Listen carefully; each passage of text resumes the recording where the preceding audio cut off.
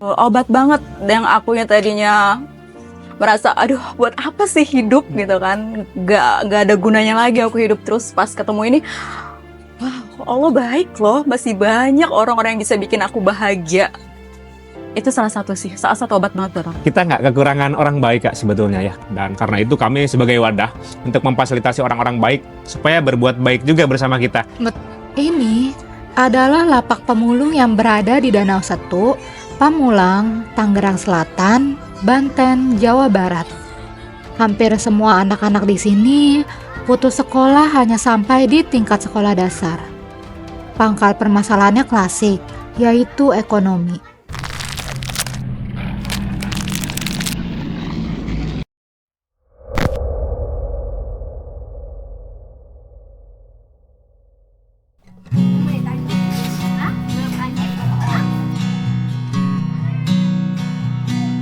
Willa dan Rafa adalah relawan yang tergabung bersama organisasi non-profit UNEDO. Mereka mengajar anak-anak di lapak pemulung pengetahuan dasar, seperti baca, tulis, dan berhitung.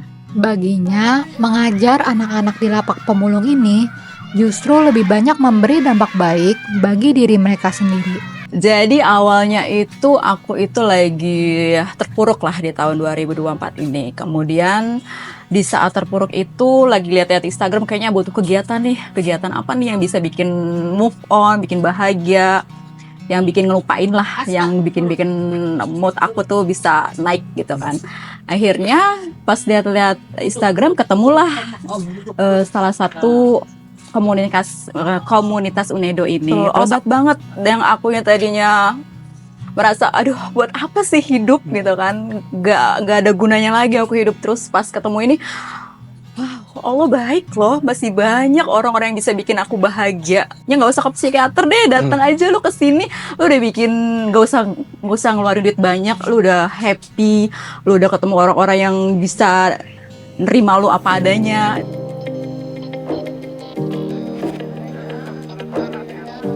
Kenapa sih kamu ingin menjadi relawan gitu? Padahal kan capek gitu, padahal juga nggak dibayar gitu kan. Cuman ada satu hal yang terkadang tidak bisa dijelaskan gitu Mas. Rasa senang ketemu sama anak-anak saat ngajar. Mungkin dibilang capek ada, itu adalah suatu hal yang pasti gitu. Tapi ketika kita melihat anak-anak yang senang gitu ketika kita mengajar, terus kayak mereka suka memanggil kita Kak atau Bu Guru itu, nah itu adalah suatu hal yang bisa menggugah semangat kita gitu untuk terjun langsung kepada anak-anak di Indonesia ini gitu. Itu saya dari tahun lalu, baru tahun lalu, mungkin sekitar Desember ya, jadi baru juga gitu. Tapi pas saya pertama kali nyoba ternyata seru juga. Oke, saya tanpa babi bu langsung ikut kegiatan yang banyak sekali untuk pendidikan ini. Sebelumnya relawan sebelumnya juga tuh saya pernah mengajar anak-anak yang memang disabilitas. Tuh, jadi mungkin ada perbedaan juga, tapi sama-sama dalam bidang pendidikan juga. Pengalaman saya jadi relawan itu yang penting kita itu yang pertama harus sabar, karena itu pelajaran pertama yang harus bisa kita kasih ke anak-anak juga. Karena kan dalam menghadapi anak-anak itu banyak macam-macam ya Mas ya, sikapnya atau sifatnya yang memang terkadang mungkin ada yang tidak sesuai juga sama kita gitu.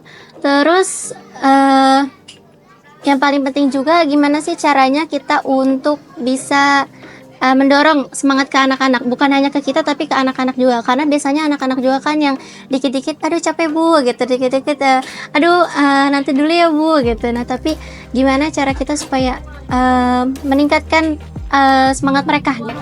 Halo, nama aku siapa? Halo, nama aku Aska, dan aku 6 tahun. Nih, udah aku udah mulai.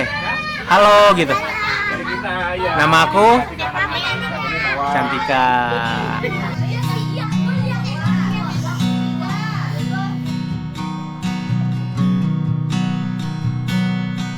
Capek itu pasti ada, ngajar anak-anak itu pasti ada capeknya. Cuman balik lagi ke tujuan kita nih, pas kita turun nih di lapangan menjadi relawan, kita tuh mau ngapain sebenarnya gitu kan.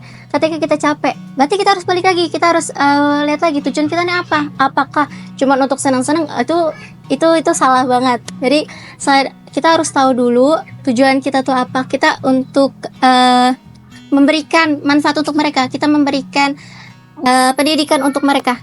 Ketika kita sudah ada tujuan yang jelas dan tujuan yang bagus, itu pasti kita bisa mengeksekusinya nanti ke anak-anak itu seperti apa gitu sih.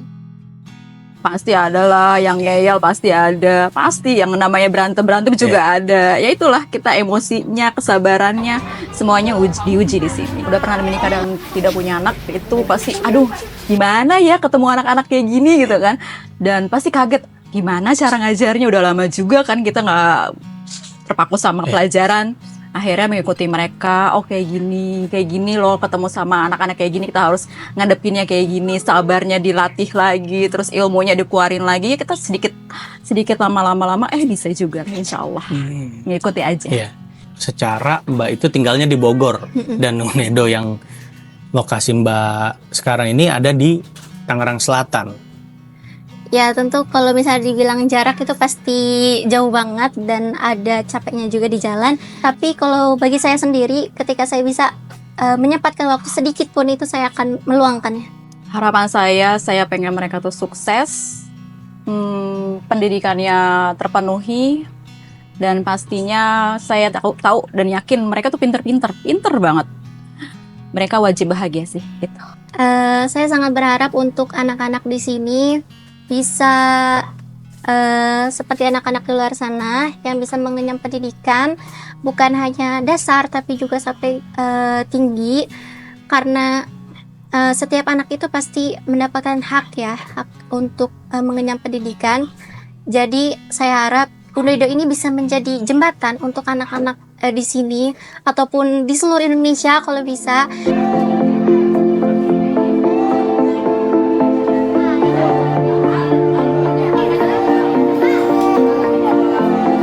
Kalau untuk Unedo itu sudah berjalan dari tahun 2022, ya. Udah dari 2022 itu terbentuk dari inisiasi anak muda juga yang ingin memberikan ilmunya kepada anak-anak gitu. Itu diawali dengan kegiatan sains seru sebenarnya. Jadi kita sekarang mulai berkembang untuk mengajarkan itu kepada adik-adik.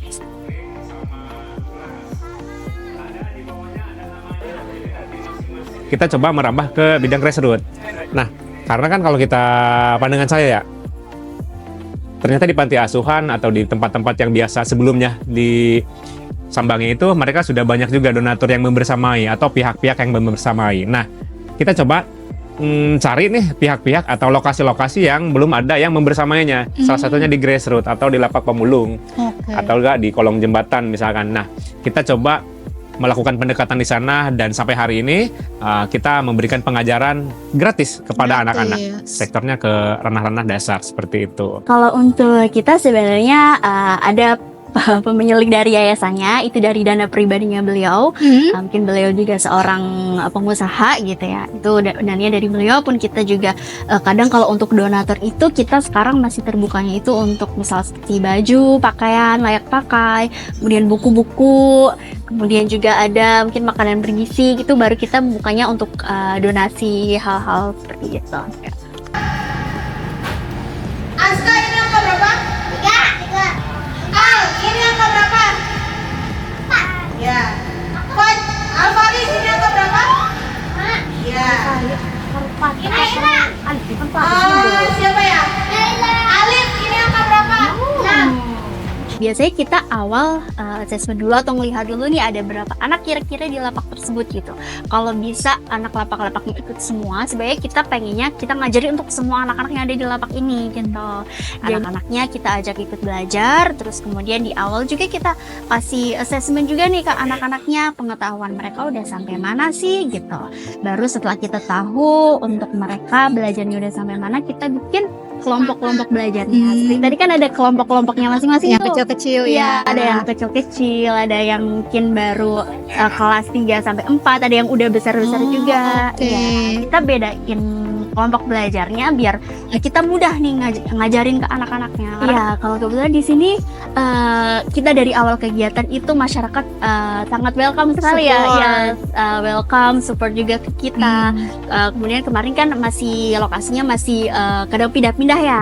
Nah kemudian kita mencoba ke masyarakat gimana kalau bikin bangunan baru khusus untuk anak-anak belajar, dan dari masyarakat pun sangat menerima hal itu, mereka sangat support. Paling sulit itu kalau membangun tidak sesulit menjalani ya, Karena ya itu tadi mungkin seperti Kak Olivia bilang, naik turunnya mudah anak-anak. Dan itu juga kadang ada nih salah satu kendala juga, anak-anaknya ini kan sebagian besar mereka ini selain sekolah, pun yang sekolah pun yang tidak, mungkin mereka main-main di sini di rumah mereka. Mereka kadang nyari dalam artian mencari barang-barang bekas. Jadi mereka mengais rezeki di jalanan. Nah kadang ada penolakan tuh, misalkan kita belajar nih, tapi si anaknya nggak dibolehin belajar, tapi dia harus nyari sama orang tuanya karena penghasilan keluarga dari situ memenuhi hal tersebut. Ya udah, kita nggak bisa maksa juga, karena kita membantu orang tuanya lewat anak-anaknya itu secara tidak langsung ya, dari pendidikan yang kita nggak tahu tuh. Bukan hari ini kan kerasanya ya, tapi di tahun-tahun berikutnya, di 10 tahun yang akan datang yang bisa dirasakan seperti itu. Lalu satu lagi mungkin yang sulit meyakinkan itu tantangannya ya, adalah ketika meyakinkan orang tua. Karena mohon maaf, rata-rata kebanyakan masyarakat ya yang kita sambangi ini, mereka ingin sesuatu yang praktis, yang instan, yang langsung. Dalam artian misalkan sembako, dalam artian misalkan pemenuhan kebutuhan dasar yang lainnya, memang itu penting. Tapi kami fokusnya di pendidikan, jadi PR-nya adalah kami meyakinkan bahwa hal ini nanti akan berdampaknya di beberapa tahun yang akan datang, 10 tahun yang akan datang gitu. Karena kalau di reguler ini kan kita ada 6 lokasi ya Kak. Itu di mana aja? Kalau di hari ini, di hari Senin, di pagi di Lapak Pemulung Danau Setu Pamulang. Kemudian nanti sore kita ada jadwal juga di Lapak Pemulung Pondok Pinang tuh di Jakarta Selatan. Kemudian besok kita pagi ke sini lagi. Nah di Selasa sorenya kita ke Lapak Pemulung Lebak Bulus. Kemudian di hari Rabu kita ke Lapak Pemulung Pondok Aren Tangerang Selatan.